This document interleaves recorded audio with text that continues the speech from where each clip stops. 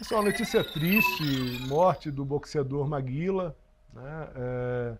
Eu acompanhei mais novo ali, né?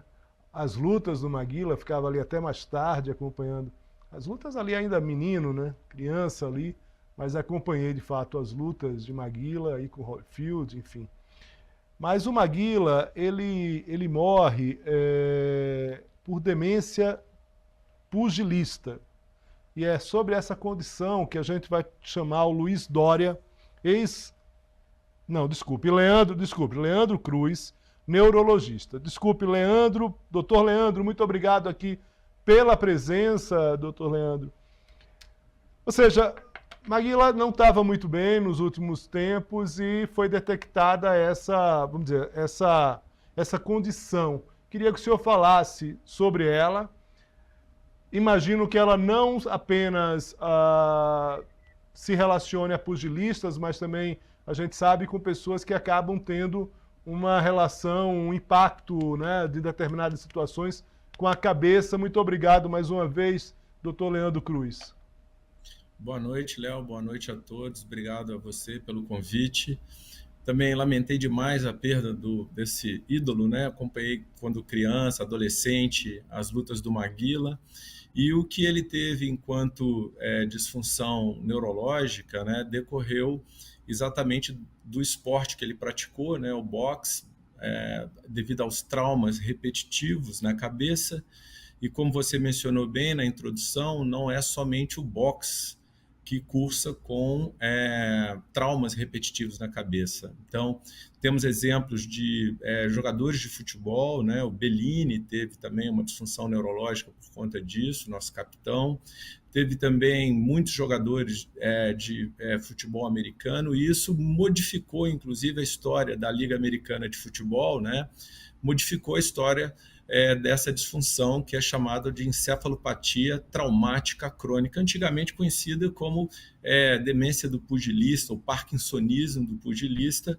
Foi um médico, Bennett Omalu, no início dos anos 2000, que fez uma necrópsia de um jogador de futebol americano e descreveu alterações de uma proteína que chama proteína tal, levando a um quadro neuropsiquiátrico, né, que se inicia com alterações do humor, levando muito frequentemente a depressão, embotamento, apatia, cursando com alterações de comportamento impulsivo, com agressividade, depois uma alteração da memória, né, muito frequentemente a demência, né, decorrente da neurodegeneração e, com alguma frequência, sintomas parkinsonianos. E isso tudo decorre de traumas repetitivos na cabeça.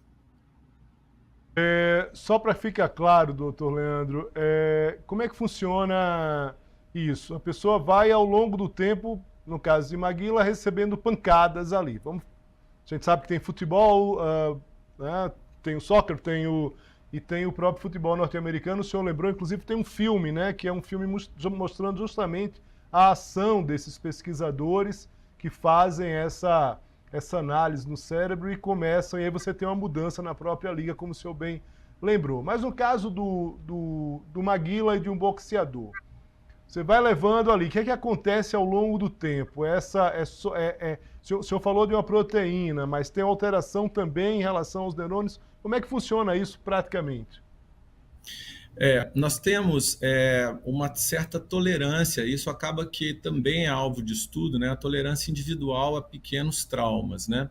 O trauma, quando ele é um pouco mais intenso, ele é chamado de concussão cerebral, que é, na verdade, até o objetivo do boxe, né? Bater até desestabilizar o opositor. Esses traumas repetitivos levam a uma alteração de uma proteína que chama proteína tal. Essa proteína, inclusive, Léo, está presente também na fisiopatologia da doença de Alzheimer. Acontece que na encefalopatia traumática crônica, essa proteína tal, ela se fosforila, ela se modifica, e ao se modificar, ela leva à degeneração de neurônios de áreas específicas relacionadas ao humor, ao comportamento e também à parte motora, levando aos sintomas. não se sabe exatamente qual é o agente de predisposição do indivíduo, né, que vai levar, muito se estuda da genética a respeito da encefalopatia traumática crônica, se nós carregamos genes que predispõem a essa degeneração, que vai levar a essa disfunção que, infelizmente, uma vez iniciada, não há um tratamento que reverta a cascata degenerativa, levando, então, a um acometimento progressivo do paciente que passa a depender de cuidados e um envolvimento familiar e social bem intenso e, muitas vezes, necessitando de apoio muito amplo no sistema de saúde também. Só para a gente fechar aqui, doutor Leandro, a gente, quando o senhor detalha isso, a primeira coisa que vem na cabeça é, vale a pena? Será que a gente não tem que ter algumas determinadas mudanças? Nas Olimpíadas, por exemplo, você tem ali uma proteção para os boxeadores.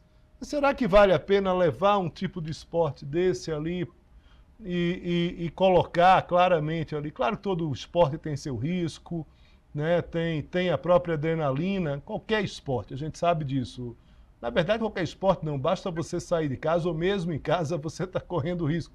Está vivo, se corre risco estando vivo. Mas queria senhor um pouco dessa preocupação aí nessa medicina do esporte em relação a essas atividades que claramente são são mais propícias, vamos dizer assim, talvez seja a melhor palavra, para esse tipo de condição, né? Você tem toda a razão. Essas atividades que envolvem possibilidades de trauma na cabeça merecem naturalmente a proteção, né? Ciclistas usarem os seus capacetes, né?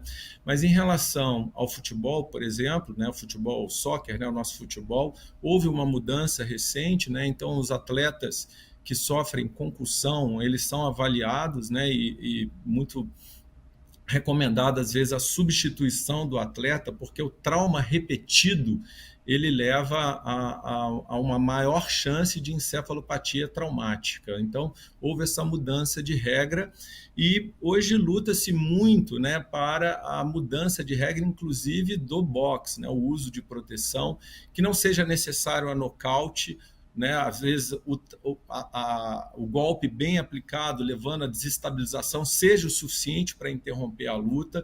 E eu concordo inteiramente com você e respondendo muito objetivamente, não acho que valha a pena. Eu acho que nós temos que, à luz do conhecimento que nós temos hoje dessa disfunção neuropsiquiátrica, né, tão complexa, rever as regras de alguns esportes e orientar, né, melhor os nossos atletas. Esse filme que você citou é muito importante, ele é um modificador, né, fundamental na história do esporte da Liga Americana, e eu espero que leve a reflexões, né, e o Maguila como exemplo fundamental, sensibilize, né, cada vez mais, não só as autoridades, né, mas também atletas envolvidos nesses processos para que haja uma adaptação de regras, porque do jeito que está, não vale a pena, definitivamente. É muito risco. Leandro Cruz, muito obrigado. Espero encontrá-lo outras vezes aqui. Esclarecimentos claros, simpatia aqui com a gente. Um forte abraço para o senhor. Boa noite, bom trabalho. Muito obrigado, bom trabalho, boa noite. Que o Maguila descanse em paz. Muito bem. Pessoal, para falar ainda sobre o Maguila, falar desse personagem, a importância de Maguila para o boxe brasileiro, a gente trouxe aqui a produção, trouxe aqui o Luiz Dória, que é ex-boxeador, é considerado aqui pela Lara Cursino e por tantas outras pessoas o melhor técnico do boxe do Brasil, foi técnico do campeão mundial superpena Robson Conceição, de outros também campeões olímpicos e treinou também o Anderson Silva. Luiz Dória, muito obrigado aqui pela presença. Como o senhor vai? Tudo bem? Boa tarde, tudo bem. Um dia muito triste. Muito triste, muito triste. Queria que o senhor falasse um pouco da importância do Maguila para esse esporte. Para o boxe, não só para o boxe, mas também para as lutas, para os esportes de luta, Luiz Dória. Maguila é um grande ídolo nacional. Maguila abriu as portas, TV aberta para o boxe. Maguila, eu tenho tenho 7 anos a menos que Maguila. Então, lutei na mesma época dele, né? Acompanhava, tinha ele como exemplo, como inspiração. Passei aguardando várias noites ali, lutas ao vivo ali, assistindo ele ao vivo, né? Sua carisma, a sua forma de lutar, um peso pesado que se movimentava muito bem, muito técnico, um pegador nato, tinha um poder no nocaute na mão, mas uma habilidade de um peso leve. Então, o Maguila, para mim, serviu muito de incentivo para mim na minha carreira, né, como atleta, como técnico. Eu me lembro que quando ainda amador, atleta olímpico, eu estava em São Paulo para fazer uma seletiva para o Campeonato Mundial de Boxe Amador em Reno, Nevada. Isso foi em 1985. Eu lembro que Maguila foi no vestiário me cumprimentar, me desejar boa sorte, estava lutando contra o Paulista. Venci a luta, fui para o Campeonato Mundial, ele vibrou junto comigo, então ali a gente mostrou a força do Norte Nordeste da União. Então, sempre tive Maguila como grande inspiração, grande exemplo, né? Eu vi assim, pô, um dia eu vou ser igual aquele cara ali, poder estar lutando TV aberta e conseguir, né? Então, ele foi para mim um grande exemplo de garra, de inspiração, de humildade. Um rapaz de família humilde que venceu dentro dos ringues e colocou o nosso boxe no lugar mais alto do pódio. E com certeza, para mim, foi o maior peso pesado da América do Sul, um dos melhores do mundo. Dória, eu não poderia deixar de terminar essa entrevista falando um pouco dessa condição do Maguila, que acabou, que eu acho que é um debate no mundo do boxe, no universo do boxe, no universo do esporte. A gente agora, não sei se você estava ouvindo antes de entrar com a gente, essa entrevista. Estava ouvindo, né, sim. com o doutor Luiz, enfim. E se eu só pegar o nome aqui, não é Luiz, é Leandro, na verdade. O Luiz, a gente está falando com o Luiz Dória, foi com o Leandro Cruz, né, o Leandro Cruz, neurologista, que falou sobre essa demência do pugilista. Eu queria saber a tua opinião em relação a isso, como é que o boxe ele pode se proteger para que não tenha esse questionamento, o que inclusive a gente fez aqui na entrevista com o próprio Leandro Cruz, sobre essa atividade, que é uma atividade de risco ao longo do tempo. O esporte, em geral, evoluiu muito, né? Eu acho que hoje os exames são muito mais rígidos do que no passado, né? Eu estou no boxe há 45 anos, fui atleta, como atleta fiz mais de 100 lutas, como técnico, né? Nós temos um projeto que é a Academia Champion em Salvador, onde já se passaram mais de 9.000 crianças, 9.000 jovens. Nós temos todos os títulos possíveis que pode conseguir no mundo. Sobre a academia temos 3 medalhistas olímpicos, vários campeões mundiais. E, graças a Deus, próximo a gente assim, fora o caso de Maguila, não aconteceu nenhum fato igual, né? Mas eu acho que o esporte evoluiu, com isso a medicina evolui, a gente tem que ter muito mais amparo. Naquela época, o boxe amador que ele lutava, não lutava com capacete, mudou regras, e o boxe passou a ter capacete, depois tirou novamente. Então, eu acho que tem que ter todo o cuidado, em especial na academia, né? O nosso esporte é um esporte de contato. Muito mais difícil que a luta é o próprio treino de contato. Geralmente, um atleta profissional, ele vai fazer no ano de 3 a 6 lutas durante um ano. Mas muitas vezes na academia, no treino, no dia a dia, existe uma coisa chamada sparring, que é um treino de luta, onde nós trabalhamos com luvas maiores, 16 onças, capacete, toda a proteção, porque é muito mais duro. Então é muito mais difícil treinar do que lutar. Então eu acho que com a evolução do esporte, a evolução da medicina, eu acho que casos como esse vão acontecer bem menos, né? Eu não sei propriamente dito, não acompanho com relação ao fato real com Maguila, né? Mas acontece em muitos esportes, não só no boxe. Né? Muito esporte aí que acontece problemas, esporte de contato em geral, até como foi citado, é o próprio futebol. Né? Mas eu acho que sim, temos que respeitar a medicina, tem que ter bons profissionais, a equipe multidisciplinar é muito importante, que envolve um grande atleta, né? Parte da fisioterapia, a parte dos médicos, de toda a orientação, da psicologia, isso é muito importante. Eu acho que o esporte evoluiu, então com tudo isso, acho que o primeiro pensamento é a integridade do atleta.